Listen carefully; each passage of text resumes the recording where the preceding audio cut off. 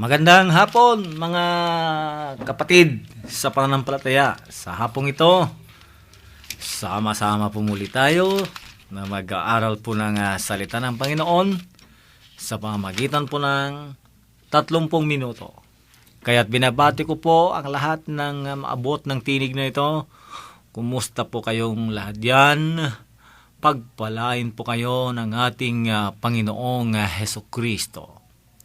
Sa hapong ito, tayo po ay binigyan muli ng Diyos ng isa na namang napakagandang linggo upang sa ganon ay sama-sama po tayo upang ipagpatuloy ang mga sinimulan po natin na pag-aaral patungkol sa Diyos.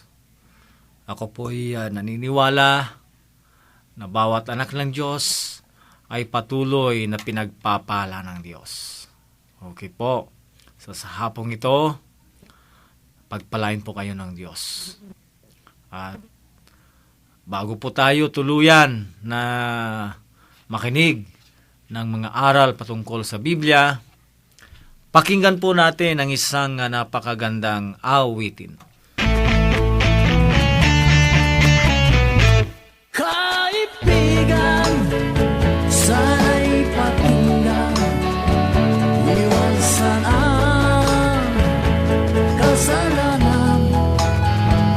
Sarili mo ay iyong tulungan tungo sa kapayapaan. Kaibigan, huwag kang matakot sa buhay mo, masalimuot. Mayroon handang dumamay, siya sa'yo'y di hihiwalay. Huwag kang mangamba, may pag-asa.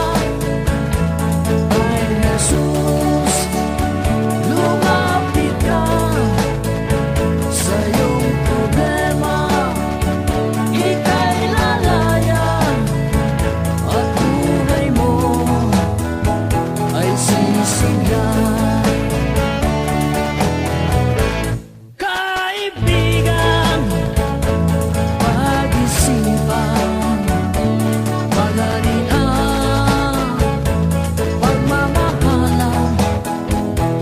Lagi mong isa-isip, may tunay na pag-ibig. Huwag kang mangamba, may pag-asa. Kay Jesus, lumapit ka sa iyong problema, ika'y lalayan at buhay mo ay sisiglan.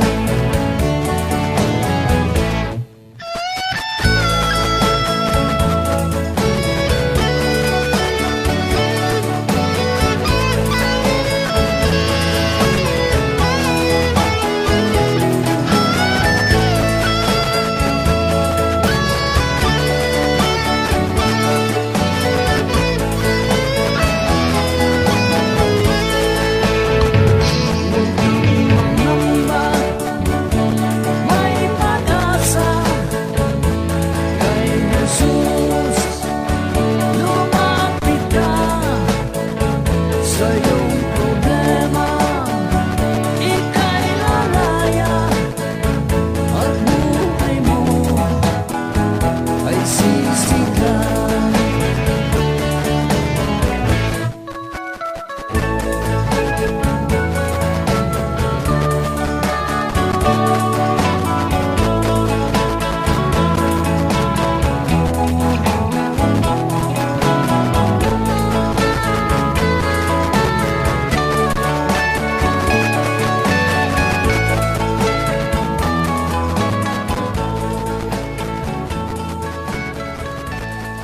Okay po, tuloy-tuloy po tayo mga kaibigan at mga kapatid.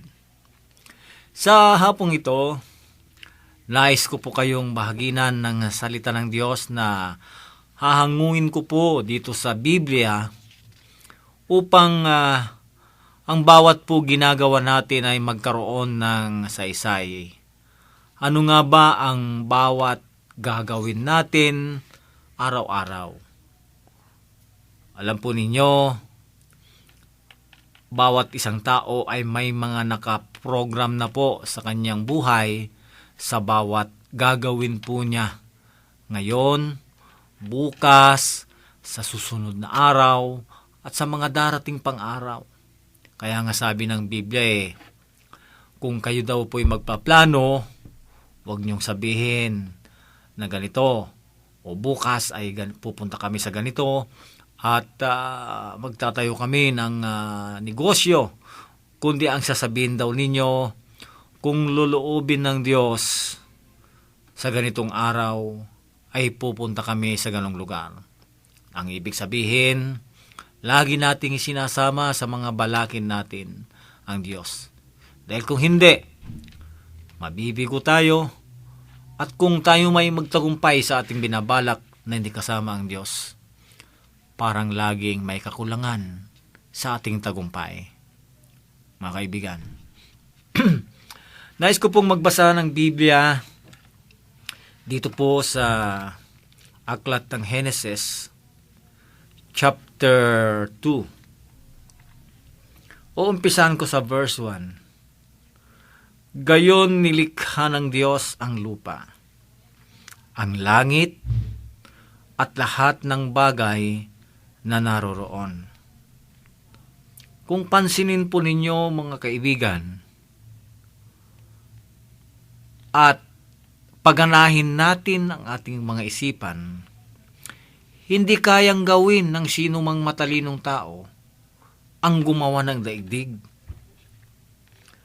At kung mayroon mang mga tao na nagtulong-tulong para gawin ang daigdig, may susunod pa ulit silang gagawin.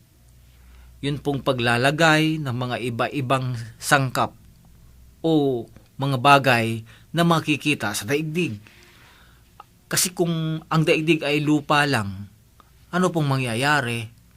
Ganun po yon. So kung pag-aralan ng ating kaisipan, hindi natin matarok, hindi natin kayang abutin kung paano nga ginawa ito ng Diyos. Dahil nga sa ating limitasyon na kaisipan, ang kayang gawin ng tao ay limitasyon din. Di po ba? Kahit ikutin po natin ang daigdig, walang dulo. Lumipad man tayo, sumakay ng eroplano, akala natin ang Amerika ay dulo na ng daigdig. Pero pag tumingala ka, parang gitna pa rin ito ng daigdig.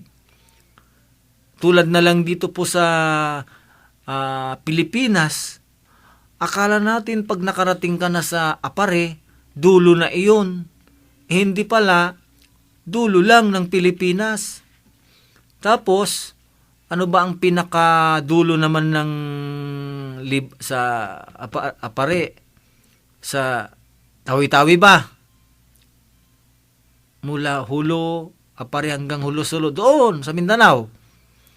So, ibig sabihin mga kapatid, kung Pilipinas ang pagbabasahin, akala natin dulo na ng daigdig yun. Hindi, dulo lang ng Pilipinas. At pag pumunta ka naman sa ibang bansa, kahit pumunta ka doon sa pinakadulo nun, dagat pa rin. Lumilitaw dito mga kapatid na may dulo ang lupa, pero yung daigdig ay bilog, walang dulo nito. Bakit mga kapatid?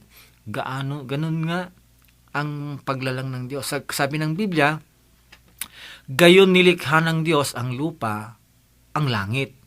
Lupa pa lang mga kapatid. Sino na sa inyo ang naikot niya, nakapagtur sa buong daigdig?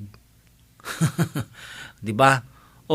At kung naikot mo na ang buong daigdig, sino naman po sa inyo ang naikot na niya ang buong kalangitan? 'Di ba? Yung pumunta ka nga lang sa anong tawag nito, sa space. Aba, ang laki na ang gagastusin mo, pero wala ka namang makikita na mall dyan sa space. Diba? Sa outer space. Yung nga lang gustong pumunta sa buwan, aba, hindi lang basta madali lang yun na planuhin. Di ba? At sabi niya, at lahat ng bagay na naroroon dito sa lupa, mga kaibigan, may mga naroroon. Dito sa daigdig, may lupa, may tubig, lahat nandun. Sa lupa, may mga nilikha ang Diyos na mga halaman, mga gulay, mga damo, at doon, mayroon ding mga hayop na gumagapang, tumatakbo, lumalakad, at dito po sa himpapawid, may mga nilikha pa rin ng Diyos na mga lumilipad. So, inayos niya ito. Alam po ninyo, bago pa lang sabihin ng Diyos na magkaroon ng ibon, nasa isip na niya yun kung ano yung ibon eh. 'Di ba? Parang tao lang tayo, pero pag nag-isip tayo ng bagay, parang nandyan na. Ang example po dito yung architect, nag-isip po siya ng building. Aba, wala pa yung building pero mayroon na sa kanyang isip. So, ang darating na lang doon, yung paglabas ng building na kanyang inisip, ganun din po yung Diyos. Hindi lang nagsalita na magkaroon ng mga hayop, iisipin ano kaya yung hayop. Hindi ganun. So, bago bigkasin ng Diyos, alam na niya yung hayop na yun. Pati yung tao. Pero yung sinabi niyang lalangin natin yung tao, hindi po niya ito biglang sinabi na magkaroon ng tao. Siya mismo sa kanyang kamay, ginawa po niya yon. Ito, ang sabi ng Heneses, ang langit at ang lupa at ng bagay na naroroon, sa loob ng 6 na araw, tinapos niyang likhain ang lahat ng ito. Pansinin ninyo, sa sanlinggo, may 7 araw. Pero yung 6 na araw, yun yung ang Diyos ay lumikha, nagtrabaho, gumawa. Ang araw, ang sanlinggo pala ay 7. So, bakit 6 lang, mga kaibigan? Okay? Ito, tingin ninyo ulit. Tinapos niyang likhain ang lahat ng ito at siya'y nagpahinga sa 7 araw. So, yung 7th day ay nag-take ng rest ang Lord. And take note, ang Diyos ay hindi tao na napapagod. Pero bakit siya nagpahinga? Meron po siyang nais na ituro sa tao, i-institute sa tao. Verse 3, pinagpala niya ang 7 araw at itinangi. Yung 6 na araw, nagtrabaho siya. Yung 7 araw, blessed po niya. Blessed yung ginawa niyang 6 na araw. At yung 7 araw, itinangi niya. Sabi ng Biblia, pinagpala niya ang 7 araw at itinangi. Hallowed. In the 7th day, hallowed that day, tinangi, blessed niya, pinabanal niya. Sapagkat sa araw na ito siya nagpahinga, matapos likhain ang lahat. Ganito ang pagkalikha sa lupa at sa langit. Okay? So, pansinin ninyo, ang sabi niya, sa loob ng 6 na araw, tinapos niyang likhain ang lahat ng ito. At siya'y nagpahinga sa 7 araw.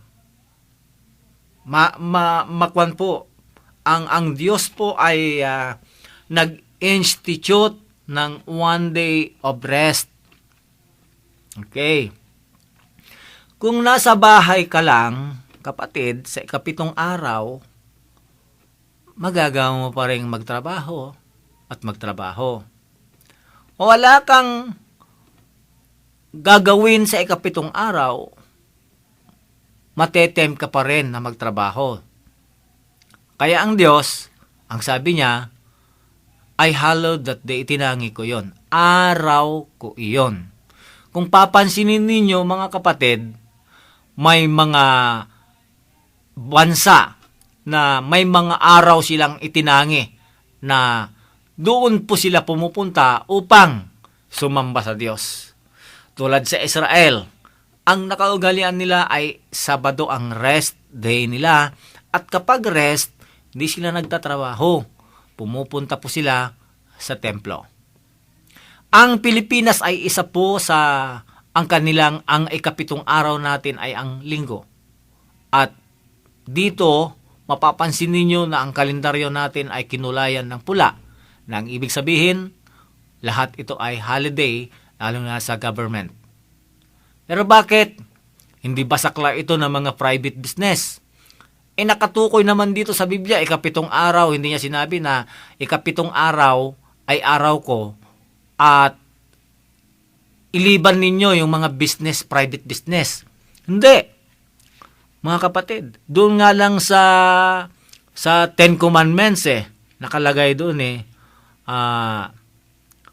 yung 10 utos ng Diyos, kasama po doon yung rest. Remember the holy Sabbath day. Alalahanin mo. Bakit? Nakasulat kasi dito sa Hineses. So isa yan sa 10 Commandments kung papansinin ninyo, pero bina-violate pa rin ng mga tao. Ibig sabihin, ang tao ay lubhang masuwayin hindi lang sa gobyerno, but direct to God. Di po ba? Kung mapapansin ninyo, maraming mga taong violente sa gobyerno. Pati sa mga magulang. Tapos sabihin nila, obedient sila sa Diyos. Ang akin po, bago ka maging obedient sa gobyerno at sa iyong mga magulang at maging sa mga guro sa paaralan, unahin mong maging obedient sa God. Pag nagawa mo yon, madali mo na lang gawin sa gobyerno, madali mo na lang gawin yan sa mga magulang mo at sa mga nakakataas sa iyo. Madali mo na lang sumunod kung inuna mong sundin ang Panginoon. Ang question kasi ngayon, inuuna nilang sinusunod yung tao, kaya hirap na hirap sila kasi hindi nila masunod yung kalooban ng Diyos, yung gusto ng Diyos. Paano mo naman susundin ng Diyos kung wala kang napapakinggan? Yun po. Kaya ang mga tao, ang sabi nila, kahit hindi ako pumupunta sa simbahan, sa kapilya o sa templo, alam ko naman ng Diyos, saka nananalangin ako. Paano mo malalaman yung gusto ng Diyos sa'yo kung wala kang mapakinggan? At kung may Biblia ka naman, tama ba ang interpretasyon mo? Tama ba ang pagkaalam mo doon sa nabasa mo? Kasi may mga ibinigay ang Diyos na sila po yung pinagkatiwalaan nila sa kayamanan ng langit sa pamamagitan ng kanyang salita upang ipaliwanag ang mga ito. May kanya-kanya po tayong antas ng kaalaman patungkol sa dapat kalagyan. Kasi kung doktor ng medisina ka o doktor ka, ang alam mo yung pagdodoktor. Kung abogado ka, ang alam mo yung pag-abogado. So hindi mo alam yung patungkol sa maestra. Kung maestra ka, kabisado mo yun. Kahit pumikit ka, alam mo yung ginagawa mo. Pero hindi mo alam ang ginagawa ng abogado. Ganun po yun. Kaya kung ikaw ay litratista, photographer, magaling ka. Hindi alam yun ng mga ibang kwan. So, ibig sabihin sa mga naglilingkod sa Diyos, kabisado po nilang hawakan ang Biblia at alam nilang ipaliwanag po ito. Kaya nga, pinapaliwanag namin, mga kaibigan. Hindi nagkamali ang Diyos na 7 araw sa isang linggo. Hindi niya ginawang 8 o 10 dahil kulang. Di po ba? Biro po ninyo, 1 araw lang yung sinasabi ng Diyos para mamahinga tayo. At sa pamamahinga, hindi lang yung umupo ka sa inyong bahay o mag-relax. Hindi. Yung pamamahinga ay sinabi ng Lord sa Matthew 11. Di ba? Ganito ang sinabi niya sa Matthew 11 para makita po natin at maintindihan po natin. Sabi po ng ni Apostol Mateo chapter 11 verse 28. Lumapit kayo sa akin, kayong lahat na napapagal at nabibigatan ng inyong mga pasanin, Alam po ninyo, sa araw-araw mayroon tayong mga pasanin, mga bigatin, kapaguran, problema sa isip, problema sa utak, problema sa pamilya, pagod sa kakaisip kung paano pag-aralin yung mga anak, kung paano ang mga pagkain na susunod na kakainin sa araw, ang mga idaramit at mga bahay. Sabi ng Panginoon, lumapit kayo sa akin. Kailan tayo lalapit? Mga kapatid, nagbigay lang nga siya ng isang araw para lumapit tayo at makarinig tayo ng salita ng Diyos. Liban sa pagbabasa natin sana ng Biblia, pero sa panahon natin ngayon, bihira na po yung nagbabasa ng Biblia araw-araw. Tapos sabihin nila, kilala nila ang Diyos. Paano mo makikilala ang Diyos? Nagpakilala ang Diyos sa pamamagitan ng kanyang salita. Ayaw mo namang magbasa ng salita. Paano? Salita ng Diyos o ang Biblia. Paano mo makikilala ang Diyos? Kaya kung minsan, hindi mo maintindihan ng tao, lagi nilang sinasabing kilala nila ang Diyos, di naman sila nagbabasa ng Biblia. Paano nyo makikilala ang Diyos? Dahil nagsasalita ang Diyos, pinapakilala niya ang kanyang sarili sa pamamagitan ng Biblia. Kalimitan at karamihan nga nagsasabi na kilala nila ang Diyos, yung pang hindi mga nagbabasa ng Biblia at hindi pa nagpupunta ng kapilya. 7 araw silang habala. Sabi ng Biblia, ang isang abalang tao ay mamamatay sa kalagitnaan ng kanyang kaabalahan. Kaya pag malapit na siyang mamatay, sa kanya tatawagan ang Diyos. Ang tanong, pag tinawagan mo ba ang Diyos na dati nire-reject mo at di mo pinapansin, agad-agad ba napupunta sa iyo yan at sasabihin niya, magaling ka na anak? Hindi ganun po yung Diyos na i-reject, isnabin po natin. Pagkatapos, pag tatawagan natin, nandyan siya agad. Ang sabi ng Diyos doon na, I will never leave you nor forsake you, doon po sa mga anak niya na sumusunod at doon po sa mga nangangaral ng Ebanghelyo. At sabi niya, tandaan ninyo, hanggang sa kaduluduluhan ng daigdig, makakasama niyo ako. The presence of God is always there. Sa kanino? Sa mga nag-iibanghilyo. Kasi magpe-perform siya doon ng signs and wonders. Kaya mapapansin mo na nandun ang Diyos. Kaya minsan hindi makagalaw ang Diyos, hindi makagawa ng milagro sa buhay natin. Kasi nga, matagal na panahon na tumutuktok, nandyan siya lagi, parang sinusunod-sunod. Iniiwan-iwan natin dahil parang wala tayong kailangan sa Kanya. Pero ang totoo, kahit mayaman ka, ang dami mong kailangan sa Diyos. Pero ang totoo, kahit malusog ka, ang dami mo pa rin kailangan sa Diyos. Walang tao dito sa lupa na hindi niya kailangan ng Diyos. Ang nagsasabi na hindi niya kailangan ng Diyos, naku, delikado ka kapatid. Delikado ka. Dahil kung wala ang Diyos, wala ka. Kung wala ang Diyos, wala ang tao. Pero kahit wala ang tao, may Diyos pa rin. Kaya nasasabi mo na hindi mo kailangan ng Diyos kasi hindi mo pag siya gaanong nakikilala. Sinasabi lang ng inyong bibig na kilala mo ang Diyos, pero hindi totoo yan. Dahil pag kilala mo ang Diyos, kailangan magkaroon ka ng tamang oras para sa Kanya upang sa ganon ay makilala mo kung saan ka nanggaling, mga kapatid.